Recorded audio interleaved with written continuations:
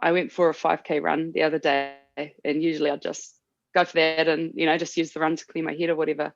Honestly, I got 2Ks in and my body just said no. Like, it was the Wow. weirdest thing. I just stopped and I just thought something's just not right. And What are some of the ways that you see could help players like yourself not have such a struggle to go through? yeah, And sorry, Charles, before you jump into that, I think it's important that it's players like yourself that are at the top. Rugby needs to be a product that's looked after the world-class athletes like yourself. I don't think everyone struggle is part of it. It should be part of it. It's a really important part of the journey. But then once you get into this top shelf of players, I think the struggle needs to be helped.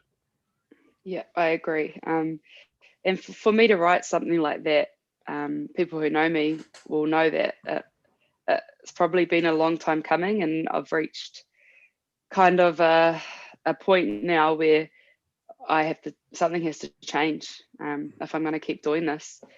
I love rugby, and I'm not going to give up playing. I don't want to give up playing. That's what I've worked my whole life for, really, to be in the position I am now. But I'm an advocate for speaking up about mental health, and I think it's something, and not only in women's rugby, but in other sports at an elite level, it's not talked about nearly enough as it needs to be. I know for a fact, because I'm so close with some of the girls, that I'm not the only one who's struggling. And as I've learned since I've put that post up, there's hundreds of others struggling. So when you ask what needs to be done, I don't have the answers for that, but there definitely needs to be massive amounts of support in place, especially when it's out there now, knowing the type of lives that we are living. I just wonder if people really think that's sustainable. Yeah, I can tell them it's not. So Yeah. something needs to be done so that we don't have to work these other jobs, I guess. To put it straight, to be really just open and honest. We need to move from being semi-professional to being professional, to be able to sustain the level of rugby that we've got into playing at, and the amount of commitment that we need to put into the game. Mm.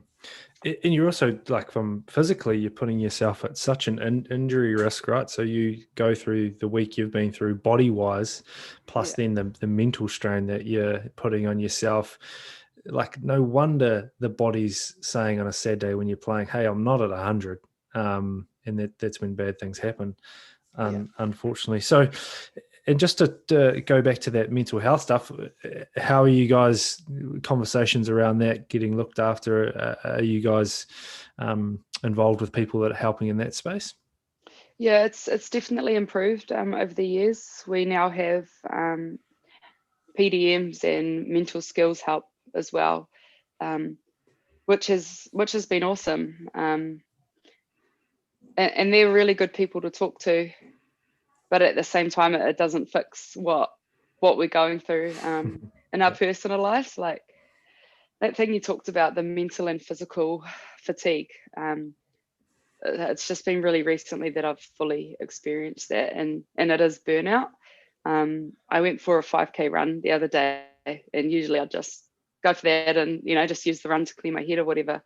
Honestly, I got 2Ks in and my body just said no. Like, it was the Wow. weirdest thing.